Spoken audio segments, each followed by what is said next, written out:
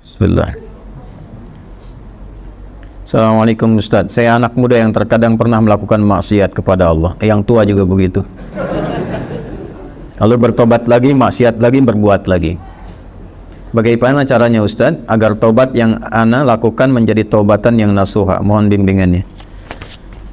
Quran surah keempat ayat 17. Bismillahirrahmanirrahim. Innamat taubatu 'ala Allahi lilladzina ya'maluna as-su'a bijahalatin thumma yatubuna min qarib. Faulaika yatubullahu 'alaihim wa kana Allahu 'aliman hakima. Kalau tobat mau benar itu, pertama ketika menyadari ada perbuatan salah, seketika bertobat. Saya ulang ya. Ketika menyadari ada perbuatan salah, seketika apa? Bertobat. Karena kesadaran tentang kesalahan itu bagian dari kasih sayang Allah yang mengantarkan seorang hamba pelaku maksiat untuk bertobat.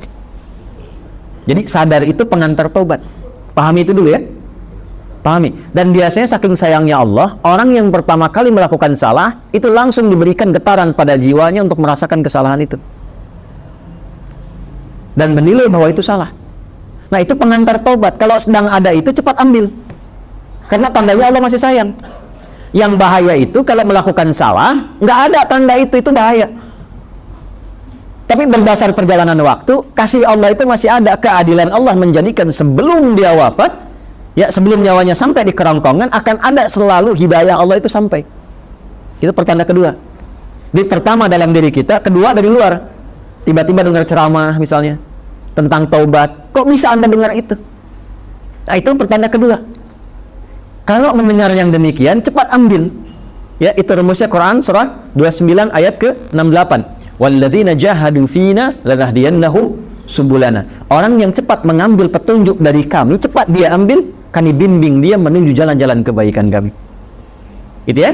Demi Allah saya katakan, sepanjang berbuat salah apapun, itu selalu ada getaran yang menyimpulkan itu salah. Ya, bahkan ada pencegahan dulu. Nggak percaya begini ya, nggak percaya. Keluar dari sini pulang, nanti coba aja deh, pakai sendal orang lain. Tapi jangan diteruskan, coba aja. Ya, jangan dipotong video saya. Cuma coba, jangan diteruskan. Itu begitu akan dipakai, pasti hati kecil mengatakan itu bukan punya kamu. Itu pencegahan namanya. Begitu dipakai, dipaksakan pakai, nanti di pertengahan ada rasa lagi, kamu salah. Nah, itulah pengantar taubat.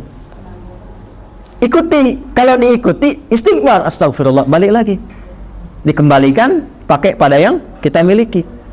Itulah taubat. Ya, jadi itu rumus pertama. Kalau sudah ada rumus pertama itu, istighfari dulu, sesali, dan minta petunjuk kepada Allah untuk dikuatkan bertahan dalam jalan taubat itu. Tinggal nanti kadar maksiatnya, apakah dia ringan, tengah-tengah, atau kadar maksiat berat. Kadar maksiat berat itu yang sudah jadi kebiasaan. Biasanya pada yang terakhir ini, mohon maaf, tidak seketika biasanya. Kecuali ada kejadian besar yang membuat dia bisa meninggalkan itu sama sekali. Ibunya di selang nafas yang terakhirnya. Nah, ibu sering mengingatkan kamu dalam keadaan sehat. Sekarang menjelang kematian pun yang ibu rasakan, ibu ingatkan lagi. Apakah dalam keadaan ibu yang sudah sekarat ini mengingatkan kamu belum mau tobat juga? Maka dengan keadaan apa lagi mesti ibu ingatkan engkau? Bisa. Atau ibunya sudah meninggal, mengeluarkan wasiat, tulisan. Ya, diantaranya menasehati anaknya yang tidak pernah mau dengar untuk mendengar. Biasanya itu lebih kuat. Makanya disebut wasiat, pesan yang kuat, yang terasa lebih kuat dibandingkan dengan saat masih dalam keadaan sehat. Karena itu disebut dengan apa? Wasiat. Ya, wasiat itu bukan sekedar tentang harta. Ada wasiat terkait dengan kebaikan-kebaikan ibadah. Contoh Quran surah ke-2 ayat berapa? 133. Wasiat Nabi, ya, siapa? Yaqub alaihi salam kepada anak-anaknya. Ya. Saya teruskan. Maka teman-teman sekalian, Bapak dan Ibu sekalian, kembali kepada pertanyaan yang telah disampaikan ini. Kalau Anda kebiasaannya yang berat, misal sudah tobat, dilakukan lagi, tapi biasanya kalau sudah tobat kadarnya lebih ringan, maka rumusnya apa?